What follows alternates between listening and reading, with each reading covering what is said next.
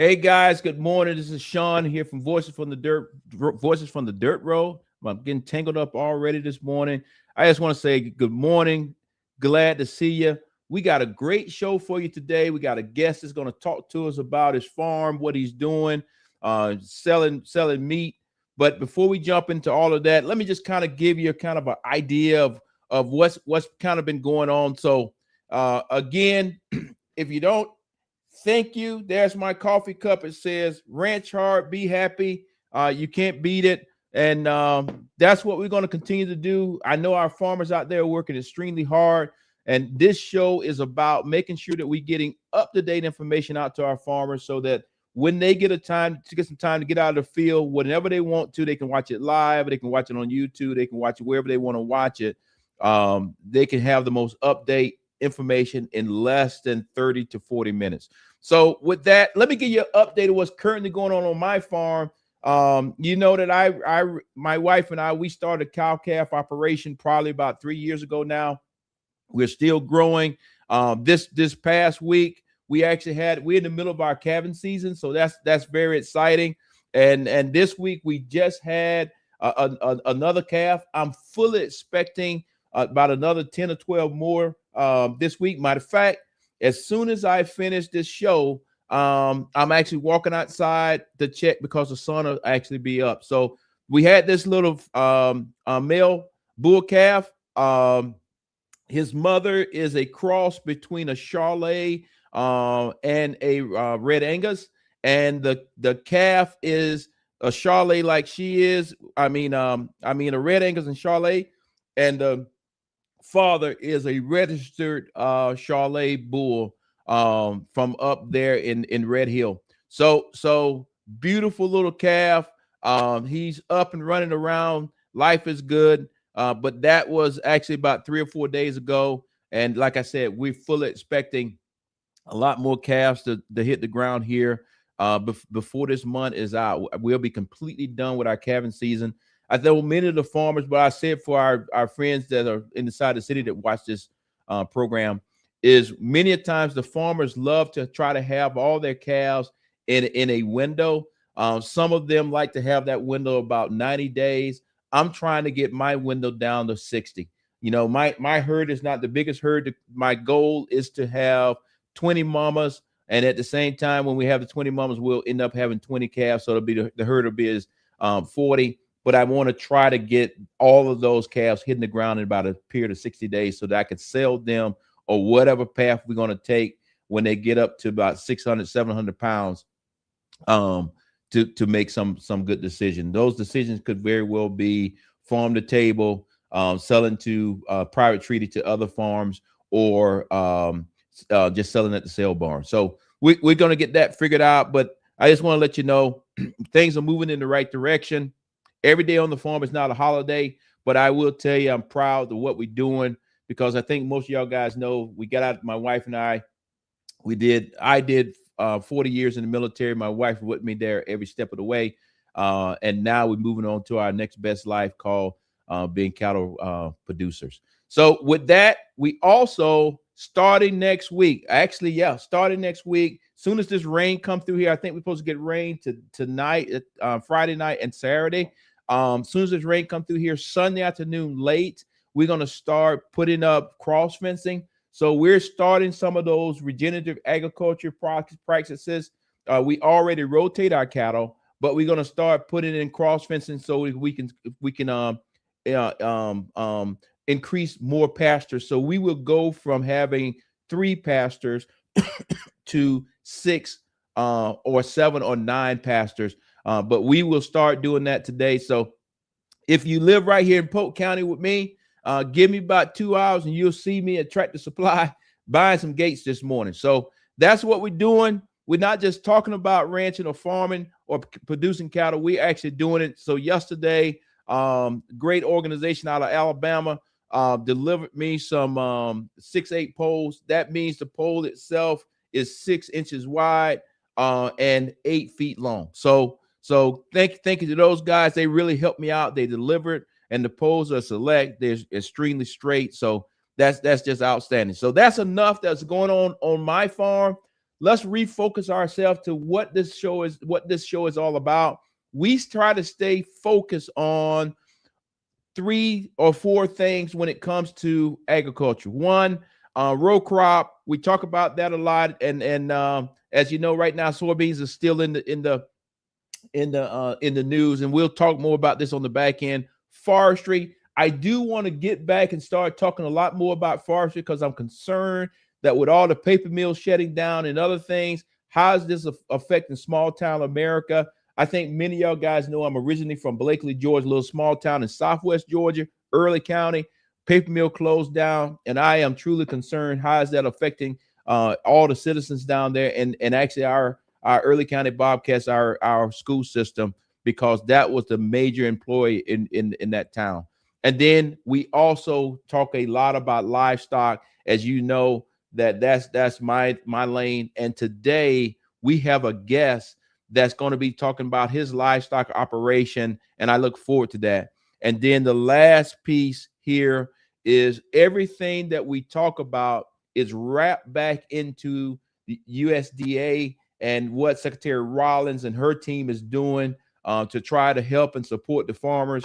You know, sometimes it moves smoothly, sometimes some hiccups, but what I try to do is keep our farmers up to date with what's really going on, because there's a lot of moving parts. And if you like me, you're extremely busy, and sometimes when you're out in the pastures or out in the field, you miss some of the things. So the key thing I would say is put the USDA, FSA, NRCS, put that office in your phone, make a personal relationship with them, and either text them or call them directly and say, hey, did I miss anything? Because I would hate for you to miss a deadline, and that causes you to miss out on an opportunity. We'll talk a little bit more about that later on in the show. And then lastly, as y'all guys know, the big beautiful bill did pass some small portions of the farmers farm bill. However, the farm bill as a whole has not been passed, so there's a lot of gaps in it. So we talk about the farm bill. We want to get the farm bill passed. We want to do anything that we can to get the farm bill passed, because right now, those poles, those wooden poles that I showed you, if you can throw those wooden poles back up just when I make this point, those wooden poles that I just purchased yesterday, if something would happen to those wooden poles when it comes to a natural disaster, those wooden poles, the farm bill is based off 2018. I want to make sure everybody understand that, especially our brothers and sisters that watch me from the city. The farm bill is based off 2018. However, in 2026, those poles cost a lot more than they did back in 2018. So if I would have a tornado or something come through here and rip all those poles out the ground, and when the government says they're going to reimburse me and help me get back on my feet, the reality of it is the farm bill's cost based on inflation is way too low. So I would struggle to get back on my feet and get this farm back up and running. So that's why you hear me always talking about the farm bill, is because everything is in it is still way too low to meet the needs of the farmers on their worst day. So we got to continue to drive this point home and kind of go from there. So with that, we got some people watching us this morning. I know we still coming out of the new year. People still getting back on their feet. Some people just going back to work. Others, the kids are just getting back in school. A lot of things are going on in the world of agriculture. So let's jump right into our very first. I left one thing out. I want to talk real quickly because the Secretary of Agriculture just last week, somewhere during the holidays, they put out that they were going to pay our farmers to help them get back on their feet when it comes to commodities. So can we go to the USDA website?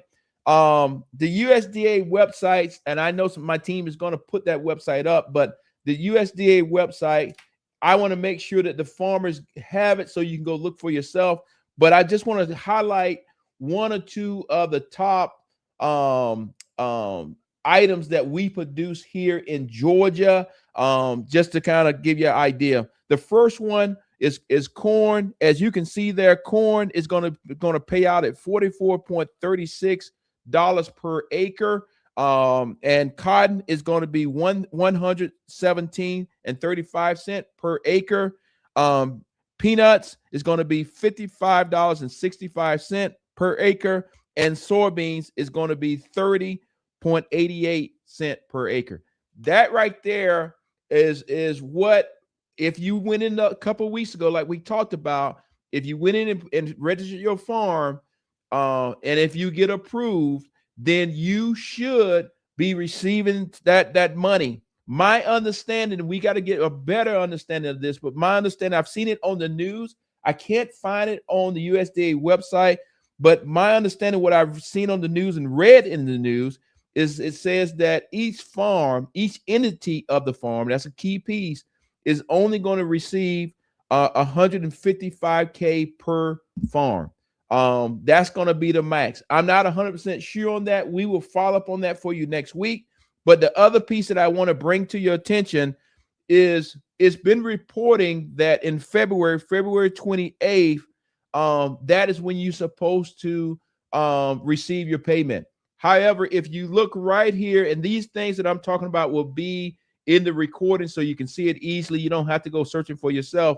But if you look right there in the piece that we guys got it highlighted for you, that right now USDA is still trying to figure out exactly when they're going to pay you or not. So my advice to all our farmers out there is, like I said earlier, stay in close contact with the FSA office to make sure that yes, you have turned your stuff in, but then two, is the payments coming? And then the unfortunate piece, and I don't have a crystal ball here in my office, but the unfortunate piece, it looks like the government potentially may shut down again on January 30th.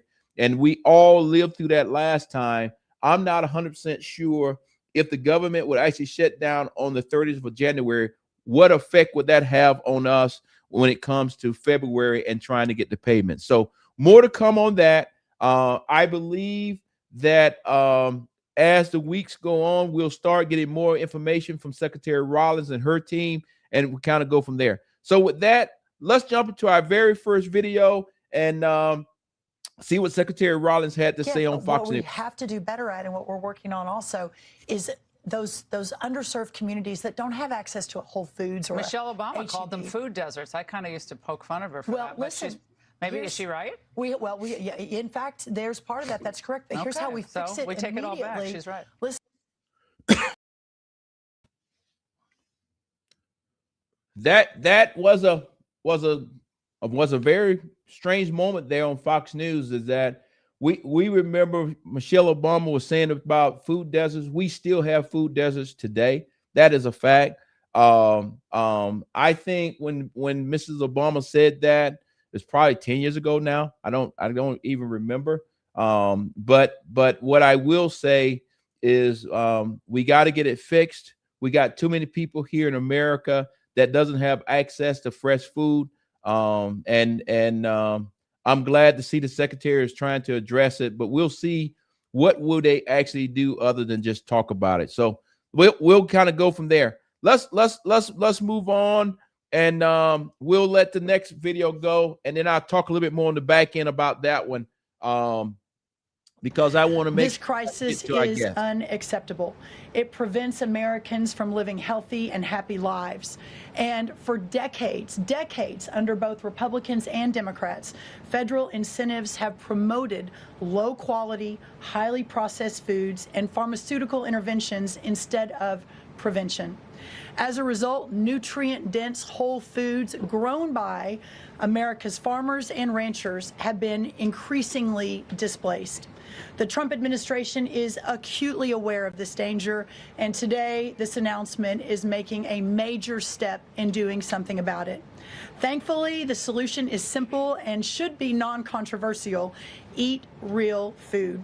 This is the main message of the new Dietary Guidelines for Americans 2025 to 2030. 2030, which encourage households and schools to prioritize whole, nutrient-dense foods.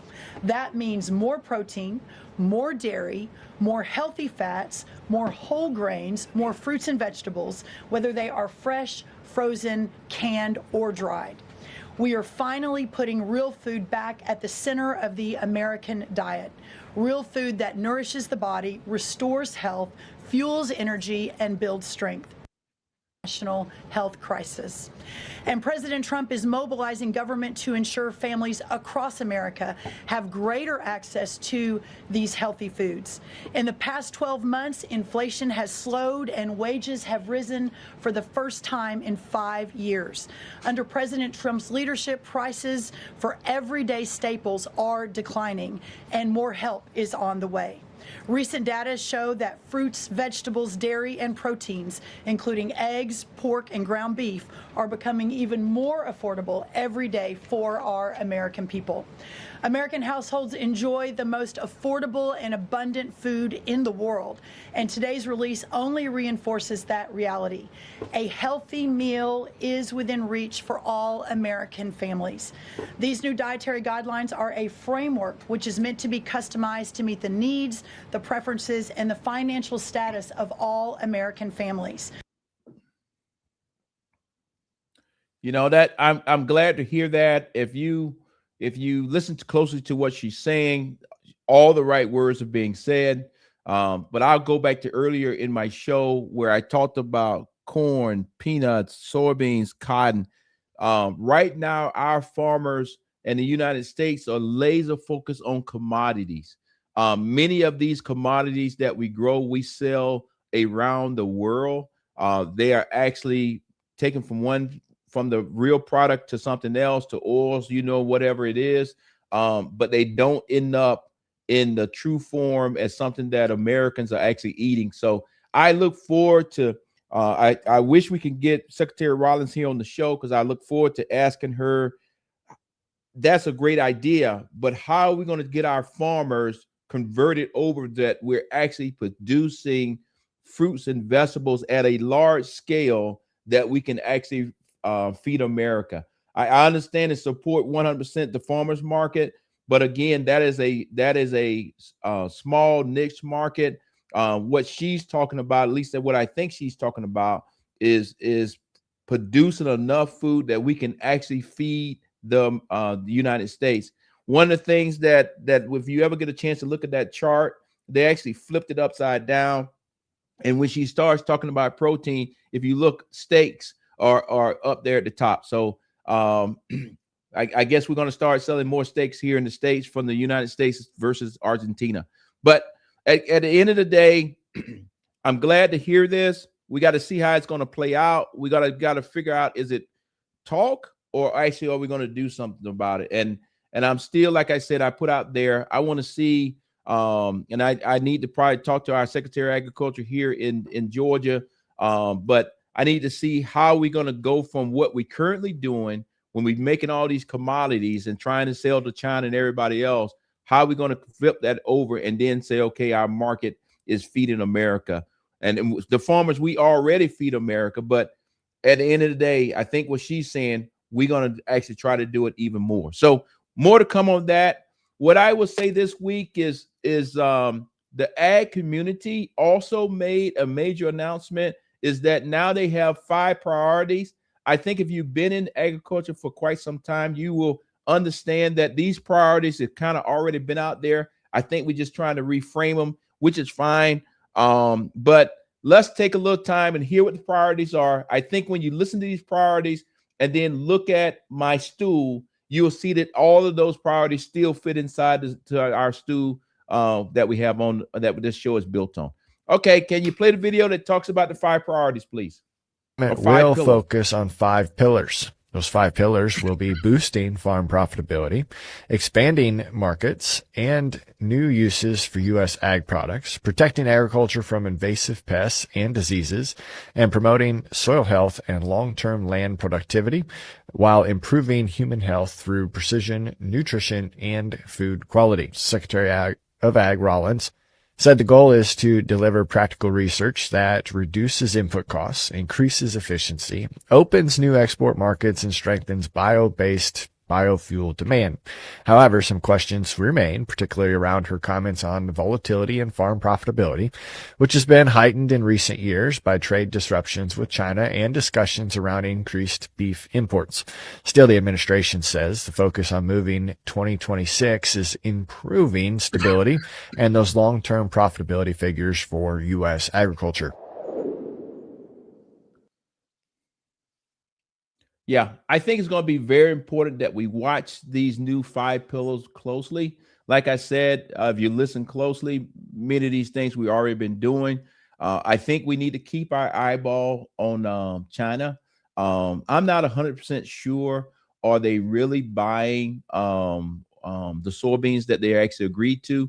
And then if they are, they're doing it very slow. And then even if they buy everything they agreed to, I think everybody has came to the belief that is only half of what they bought last year. So our soybean farmers are still in the hurt locker. We pray to God that we get this thing figured out, because I'm really concerned that many of our farmers are going to be bankrupt. They're not going to be able to go to the banks and get another loan to be able to operate next year. So we'll watch very closely on this. But like I said, I would love to get our Secretary of Agriculture here from the great state of Georgia, and then also Secretary Rollins on the show so she can talk directly to our farmers. I think it's important because we got a lot of variables going on here in Georgia and really also across the entire United States. But again, we're up here in Northwest Georgia, and we're just trying to bring information to everybody across the United States, but we're trying to bring information specifically to our farmers here in Georgia. But now, even though we're here in Georgia, we are affected by other things. And like I said, I'm in the cattle business. My guest is also in the cattle business. When we sell our cows, we have no idea where they actually go. Unless you're doing farm to table, after you sell them at the sale barn or private treaty or however that cow is leaving your farm, that cow gets into a program and potentially goes to 4 and 5 other places. And just so happened right over the Christmas holidays, Tyson decided to shut down a plant.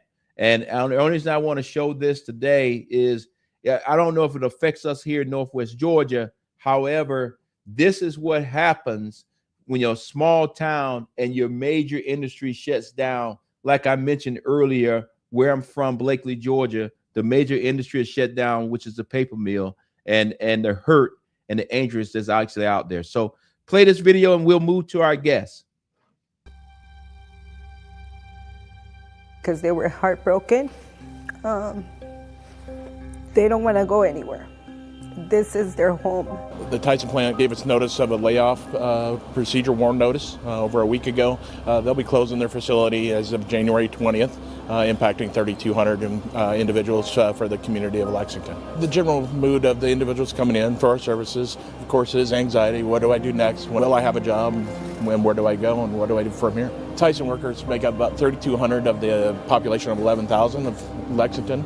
And so they have a great impact upon the culture, schools, and everything that a community is comprised of. We just hardworking people. What we do is go to work, come to church. That's all we do here. These plants have been underutilized, and we have a shortage of cattle out there in the U.S., and because of that, very vulnerable that somebody might shut down. We have a very strong community in Lexington that really is close-knit and very accepting of the packing industry as well as all industries.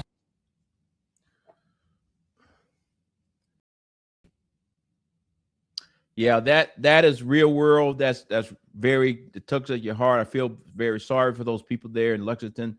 The reason why I wanted to show you that is I am truly concerned that as the cattle business right now, the herd is the smallest it's been in the last 50 years. I potentially could have more and more effect on places like that where the processing plants are at. And then it could have effect on us right here in Northwest Georgia, in Georgia, when it comes to selling our product, our cattle, because if those places start shutting down, then it comes back up the chain, and the next thing you know, in order for me to go to the cell barn, it could be 100-mile drive or something. So I just want to make sure that we stand up to date, which currently is going on in the industry. And like those guys said, 3,200 people will lose their job in January. I think they said January 20th. And the day is January 9th. Could you imagine that living in a small town and the majority of the people work at a particular plant, and then all of a sudden that plant's gone? How in the hell do you find a job if everybody's looking for a job at the same time and perhaps don't have the means to drive 30, 40, 60, maybe 100 miles for another job? So we'll follow that closely and see how it plays out. But now I want to pivot just a little bit and actually talk to my guest. My guest is Yao. He is a cattle rancher here in Northwest Georgia. Yao, are you there? How you doing? Thank you for bringing me on the show today. I'm doing well. Excellent. We're usually up too early. Yep. You know, in the world of agriculture, we don't get to lay in the bed. For Truth in Lending, Yao and I live in the same county. We're both part of the Polk County Cattlemen Association. We're both part of the Georgia Cattlemen Association. So we get a chance to learn from each other, but we also get the chance to learn from other fellow farmers that have been in the game a little bit longer than us. But one of the things that him and I were talking about yesterday or a few days ago out on his farm is to kind of tell his story, because his story is very unique. But then on top of that, to go further into our conversation and tell the story of how farmers, in order for us to make it, farmers actually work together to get things done. So with that, Yao, can you tell us kind of your background and then tell us a little bit about your farm, Back to Eden? Yes. Thank you once again. Yao Ajapong. I was born in Washington, D.C. My parents are from West Africa, Ghana. Lived in Maryland, D.C. area till I was about 17, then ended up moving to Springfield, Missouri. So I lived in the Midwest for several years, went to a small university there. And then in 2001, I moved to Los Angeles, California to pursue a master's degree in divinity. Was out there for been out there for 20 plus years. And during that particular time period, I was working in the nonprofit space. So I was a project manager, and most of my project was over on the continent of Africa. And through that process, I began to see a bridge that needed to be filled. And we started the Shawn Foundation. And our foundation focused in on what was the original intent, right? Because our world is just kind of chaotic. So we were thinking, how do you get back to the way things were originally created? And with my partner, Dr. Laura Gordon, we went to school together. We began to talk through these concepts a little bit more. And through a myriad of different things, we came to the conclusion that I think we need to get back to the earth, get back to the original. And that's where Back to Eden was birthed, and started the farm in 2023. 2023. And I think I met y'all guys in 2023. I was just getting home from Israel for my last military assignment. And can you tell us a little bit about your farm? And when you say Back to Eden, do you actually put fertilizer and all the chemicals out there? What does that mean when you say Back to Eden? Yeah, so Back to Eden is the concept of, going back to the book of Genesis, with our background in Christianity, was no pesticides, no herbicides, naturally moving with the orders that just the environment and nature itself. So we're a regenerative farm. So the organic regenerative, we kind of are in the middle there, because organic focuses more on the herbicide, pesticides, which we don't do. We actually allowed the land to rest for a whole year and just kind of reset the orders, because the previous farmers were using a lot of those chemicals. So we wanted to kind of reset the order and then work with the environment and get the soil health back to, optimum use. So you now are here on the ground. Was out in California. Now you're here in Northwest Georgia, Great Polk County. I think you considered Cedartown, and now you got a farm up and running. And when you look at your farm, and I know you're raising cattle over there, but for our audience, how would you? Are you a cow calf operation? Or are you farm to table? What niche are you trying to get at? We are a cow calf operation, and I want to point out something that you said earlier about community, right? We could not have done it without you and other farmers within the Northwest Polk County area, coming out of the background I came from in the nonprofit and the entertainment space, and then coming into farming, which was something that I did not have in my purview. Wait, y'all. What you saying? Are you trying to tell the audience is that you bought a farm and started a farm, but you had never been a farmer before? Never. I'm a city guy, so you know, I had to think about the little things. Just getting out there and worrying about, you know, the critters and different things. I had to really focus myself, and I learned that practice when I was in the nonprofit space. When I would have to go to certain villages in Sudan or something, I had to just mentally focus myself, like, okay, come on, you're a grown man, don't be afraid, like get out there and make it happen. So that process was quite the journey, and it's been exciting. I wouldn't change it for the world, being out there in nature and connecting with my cows and my dogs that are wild running, and it's been a great journey and learning, and that community support is just so imperative. You know, we're in our AI season now, and just to see you running through the field and like, you know, trying to stop my cows from literally running for the hills. So it's been a great journey so far. Well, I would tell you, y'all, and tell our audience is that I think when it comes to farming, when it comes to cattle producing, when it comes to anything of farming, you don't have to be like me, where I was born and raised on a farm, got a lot of experience. My degree is in agriculture, all those kind of things. That's okay, but you could come from a completely different walk of life, and the farming community because farmers are in a small circle that says, hey, even if you don't really know what you're doing, farmers will come over to your farm, slow down, and actually teach you. And oh, by the way, all of this is free. Nobody's charging you like they do in the city, a consultant fee or any of those things. It is 100%.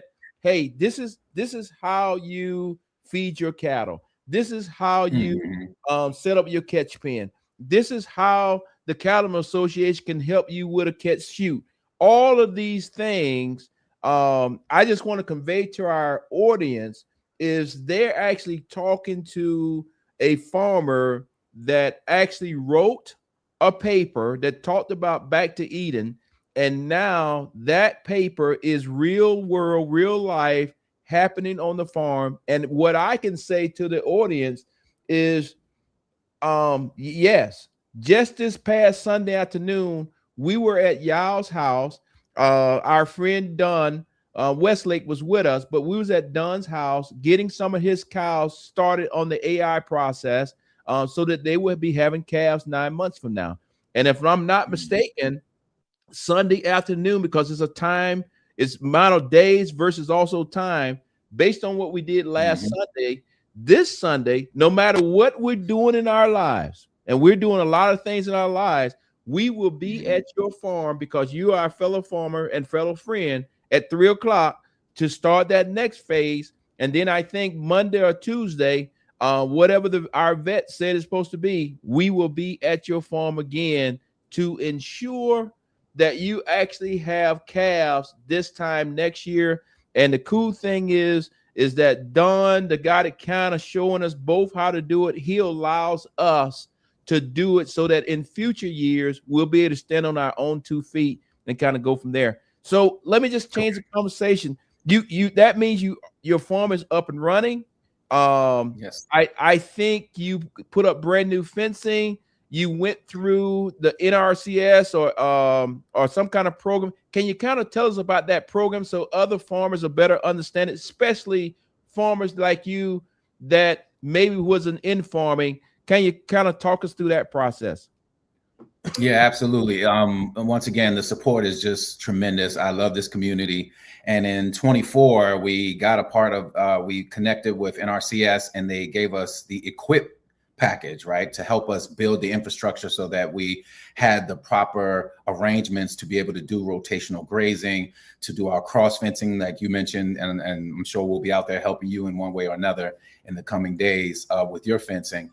And they were supportive. And our local rep here, Jennifer, she's been awesome and very supportive in what we're doing here. So we were able to set in the water troughs and throughout our pastures, the cross fencing. And now we're actually in another part of our partnership with NRCS is the CSP, which is a conservation stewardship program. So because as we're regenerative, we're getting the soil health up, reseeding the grass, and all of these different practices that are just been a great journey. And I can officially say that I am a farmer. I was afraid to say that before because I felt like I wasn't equipped, but over these past couple of years, working with you, working with Don and some of the other guys, Rick, it's been just a tremendous experience. And we're very grateful. Me and my business partner, Dr. Laura Gordon, it's been awesome. Yeah, I'm so happy for y'all guys because is usually the people that are in farming came from a farming background and they potentially even had generations that were on the farm and that kid kind of just kept it going. But y'all guys, like me, went out on a dream and actually purchased your land. That land is not cheap. And now you actually have built all the infrastructure to actually support your dream.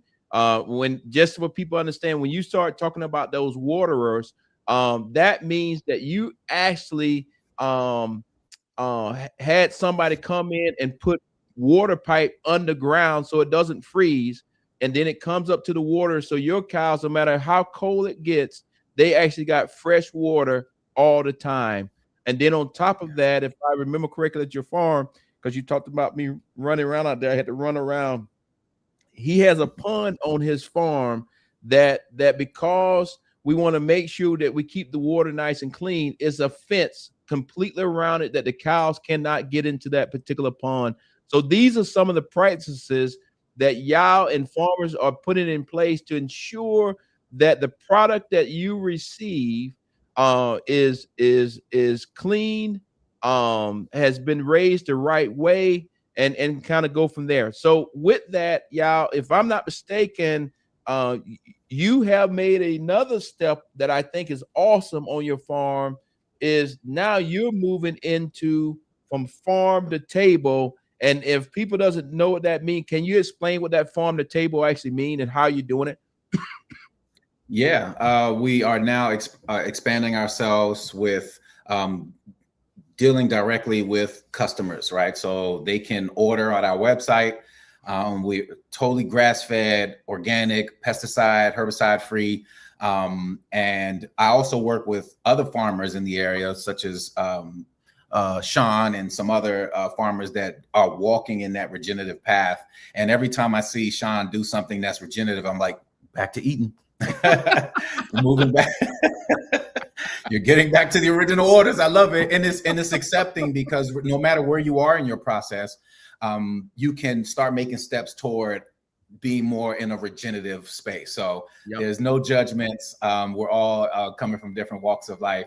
And yeah, you can go to the website, order, meet, and obviously there's a waiting list, but we will definitely connect with you. And if our farm can't do it, we can connect with other farmers within our community, our coalition, that can also serve. So yeah, we are excited about this process. Going to the butcher, go to a great butcher who has humane practices. That was his own process that's USDA inspected.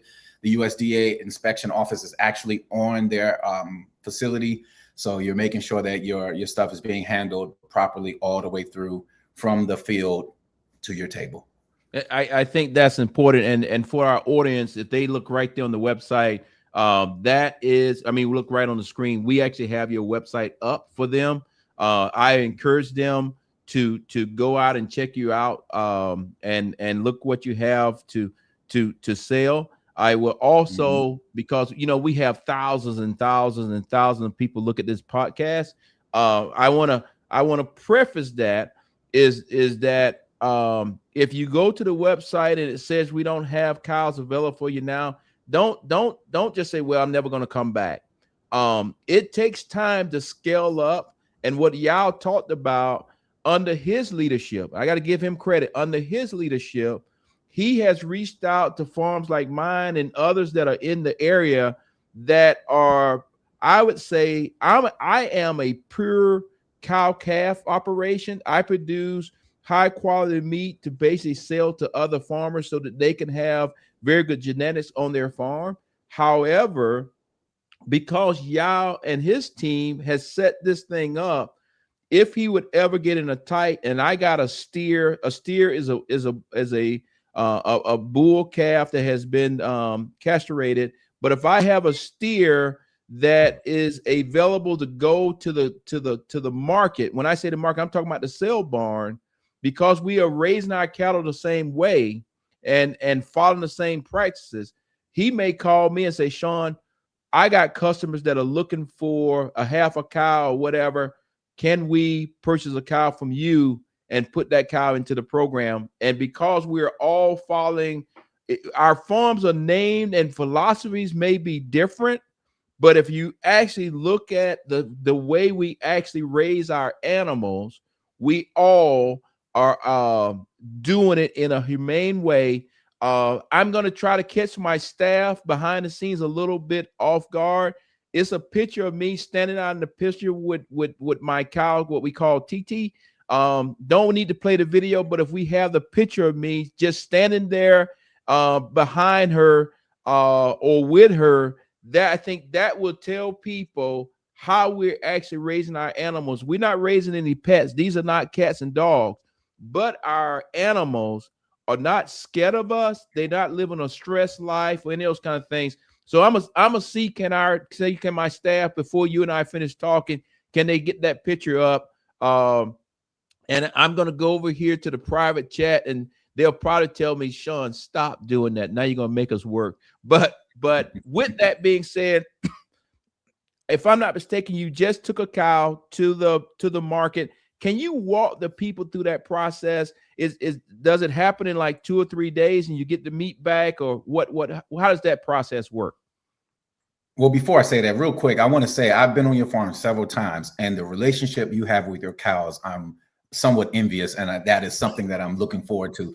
They're coming up to me and licking me, and I'm like, yo, this is a cow or a dog, like you said. They're not pets, but you have such a great connection with them.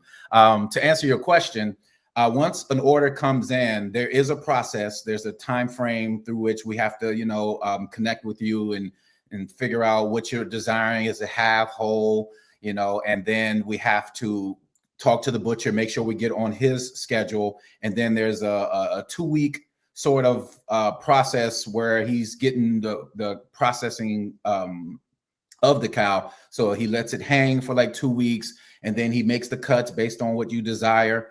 And then, you go to the butcher and you pick up your order. So that takes about a good 2 to 3 weeks, depending. But it is not overnight. Obviously, you're not dealing with any of the third parties. You're dealing directly with the farmer, with the butcher. So there is a process and there is time because he's working with so many other farms as well. But if we don't get to you directly, we will get to you, and it'll be worth it to know that you're eating clean meat.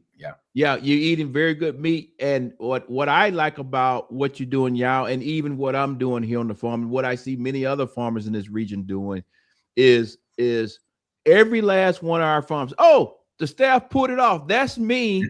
That cow, you don't supposed to name them, but that cow is named TT.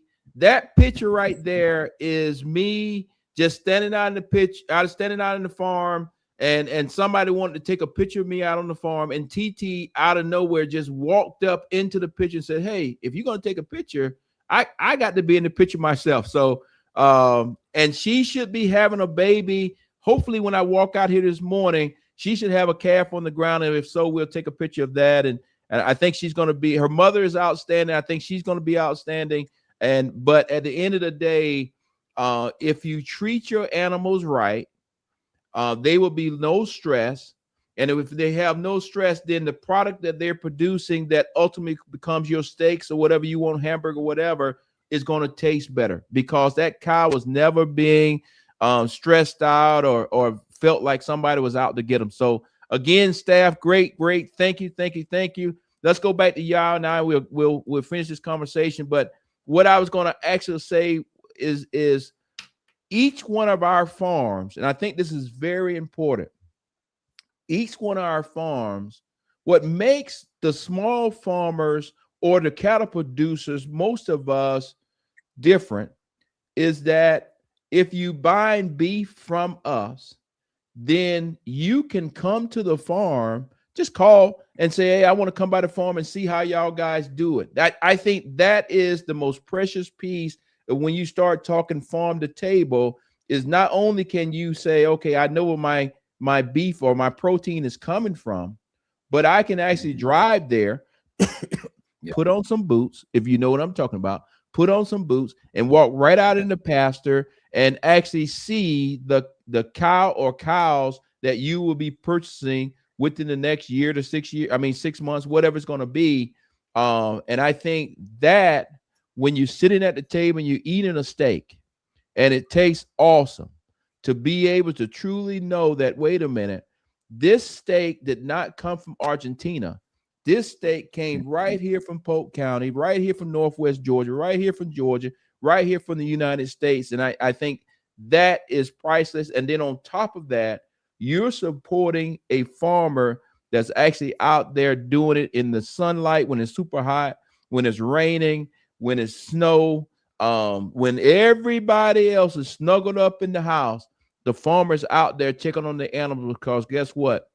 Those animals are the lifeblood of our operation. So y'all, as we close out, what other information do you want to give to our viewers right now? When I look at the thing, and I'm not 100% sure, we've been talking for roughly about 48 minutes, and right now, y'all, is roughly 1,000 people looking at you. Now, guess what? Let me just say this. 1,000 people. Please don't go to y'all talking about you want to buy a cow. Y'all does not have 1,000 cows over there. Okay. So y'all, I'm just trying to help you out, because we have seen when this thing goes to YouTube and all these other things later on, the next thing you know, your website is blowed up and you got more requests than you actually got cows. So the floor is over to you, y'all. Yeah. Please do come, though. It may take some time, but at least you're getting clean food. Right now, with the way our country is operating, some of the food sources are questionable, right? But at least, as Shawn mentioned, when you come out to the farm or when you're dealing with the local farmer, you know that you're getting quality meat, which is important with this whole cyclical nature that we talk about with Back to Eden, right? It's from the soil back through to the human being, from dust to dust. But it's the process of giving the local farmer the ability to continue to serve their community. We want to serve our community, giving them the food that is going to nourish them and their family, and to know that we're doing it in a equitable and in a ethical way that is good for the environment as well as for the people. So I would just say, controlling those food deserts and answering those questions, we must take the steps ourselves. And that's what we're doing here at Back to Eden Farms, to make sure we make sustainable food sources for our community and ultimately for our country. Well, y'all, I want to personally thank you for everything that you're currently doing on your farm. But I also want to step all the way back and thank you for having the courage to come outside of your comfort zone and move into this space called farming. And that's what I want to encourage everybody across the nation. You don't have to get into it at our level. You can come into it at a small level. I don't care if you just plant a garden behind the house or whatever, but fresh food, like Secretary Rollins, I agree with her. Fresh food is the key. like I said earlier in this show, I'm just not 100% sure how we going to convert all our farmers from commodities that we sell overseas to actually being able to feed all the people, because most farms are, this average age of the farmer is 59, 60 years old. And most farmers, it's hard for you to get into it because it's very expensive. And then on top of that, most farmers, when it's in the beef industry, most of our farms are no more than about 40 head of cattle. So what right now we have 1,220, my goodness, we have 1,000 plus people that are watching us right now. So if every last one of these people would ask for a cow right now, between my farm, Rick's farm, Don's farm, and your farm, we don't have 1,000 head of cattle. And some of those farms I actually named off are considered some very big farms. So we got a lot of work to go to get farm to table at the exact level, and doing it in a humane way to kind of go from there. So, hey, y'all, I want to say thank you. Thank you. Thank you. I want to tell our audience, if you see us around Northwest Georgia, you see us here in Polk County, you see us in Rockmart or Cedartown, please stop us, because we just regular everyday guys. And today, like I said at the early part of the show, as soon as we get off this show, I'm doing two things. I'm going outside to check my cows and see that we have some more calves, and I hope we do. And then after we do that, I'm going up to Tractor Supply. We only got one Tractor Supply.